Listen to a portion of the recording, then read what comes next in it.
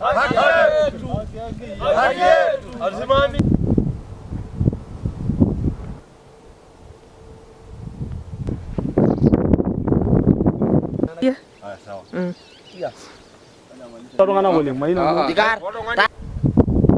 Si hapa tukijaribu kuongea ama kutoa sauti kwamba hii kampuni iko hivyo, wanachukua msaha. Hakuna mtu tunaletewa aje atusikize mashida zetu. Hata mimi sasa nasikia kifua. Nikienda hospitali naambiwa kuna moshi ndani yangu na sifuti sigara. Ati tutasema ni sigara. So tuko na malalamishi mingi sana. Na sisi wamejaribu kuongelesha, hata sisi wanaandikiana MOU na anaenda kupoteza.